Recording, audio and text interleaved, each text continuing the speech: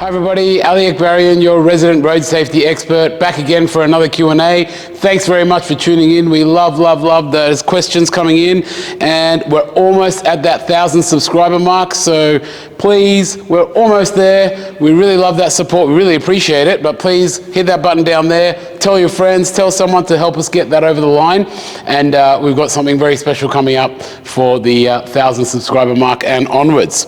So, let's get on to today's question. So we are in the Mobility Engineering Trial and Assessment Centre. Actually, a little cut before we get into the question. You might notice I'm wearing also a little bit of a branded tie, Mobility Engineering tie. So this channel has been known to be all the different fashions of mobility engineering through Ali. So I thought I'd point that one out as well in case for those playing at home. But let's get into the question. So we are in our trial and assessment showroom in Hornsby, in New South Wales and Sydney. We have a Chariot trailer here, a registrable, compliant trailer made for scooters and wheelchairs, which we've covered many videos on.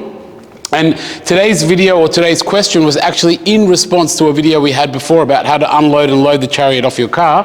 And the question was, is there like a manual emergency way to get this thing up and down, and can you make a video on it? And here we are, we're here making a video. How do we operate this thing in the event of a power failure? So what we are going to do is quickly show you how it works with power, and then show you how to operate it with the power in the event of a power failure. So it connects into the power of the car, and it has a motor that moves the platform up and down. So this is when I want to load my wheelchair or scooter on, and then when I want to drive around, I need to have that lifted up, all the way up. I'm not going to lift it for the whole way for the demo, but basically you'd have to lift it all the way up, and then you lock it in place, and you sort of lock this platform in place, and away you go. Now, what do I do if I'm stuck somewhere and I lose power, or maybe I cut a cable or something like that? What do I do, if there's an emergency? There is actually an emergency override function. The one thing I will mention with emergency override functions, they're slow, they're painful. It's not like, oh, well, it's easy, I can just click a button and it's going to work manually. No, there is a special kind of process you need to go through, and it's a little bit slow and a bit of mucking around, but it will get you out of the trouble in an emergency. So let's restart. We're going to pretend that we have no power here. So I've just turned it off. Got no power, and I'm stuck out somewhere on a car park, and there's people getting annoyed with me, and we're stuck and we can't move the car. So what do we do? Well, the Bruno Chariot actually comes with an emergency tool, and that tool looks like this, and it actually has a little special shaped kind of head on the tool, because it's got something on the Chariot that you feed it onto. And what you need is a cordless drill. So if you're stuck on the street, you might need to go borrow a cordless drill from somebody, or a corded drill is fine. The faster the better, because it is a kind of like this thing where you've got to turn. And basically what you do here is you've got the main cylinder that lifts and drops the platform, and there is a little emergency rod that sticks out the back of it. And you could actually turn it by hand, but you'd be there for about 3 days turning it. So what they've got is they've got a little adapter tool with this little bendy bit that goes onto your cordless drill. And then what you do is you kind of line it up a little bit like that. That actually went on pretty easily. I'm going to disclaim that it wasn't that easy to put on. I had to muck around a little bit to get on, but this time for the demo it was pretty good.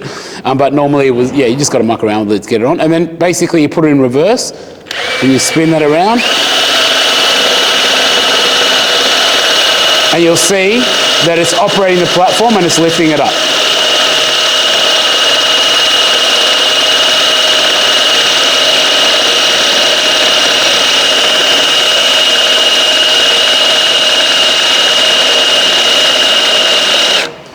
Now, just for the purpose of the demonstration, we're not going to spend too much time here.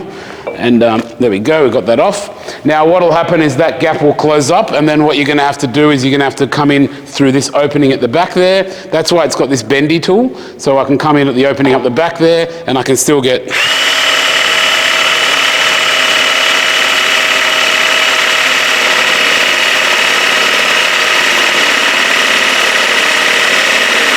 So as you can see, whilst it's a little bit slow, it actually does a pretty good job at getting this thing up. And since we're here, we might as well go all the way.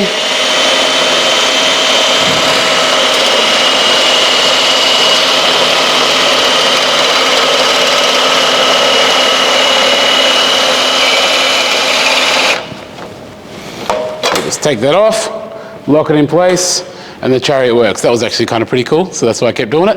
But yeah, so nice and easy.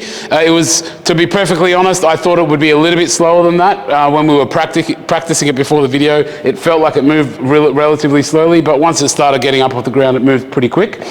So yeah, very nice, easy to use manual override. Worst case, if you really had to do it by hand, it is actually twistable by hand, but you could see that I had to probably turn it 1,000 times, so it's probably going to not work that easily by hand, but absolute worst case, you could probably use a hand tool as well. But yeah, answer of, can I use the Chariot in the event of an emergency? Can I lift it? Yes, you can. It comes with a special tool. If you don't find the tool, or if you've lost it, which is a common thing with something this small, if you don't know what it's for, contact us at Mobility Engineering. We can help you source another one. And then basically, bang, you hit that with a cordless drill, and away it goes and lifts and lowers your platform in the emergency or in the event of loss of power. So thanks very much for that question. Thanks for tuning in. As we always say, keep those questions coming, and let's get that 1,000 subscriber mark. See you next time.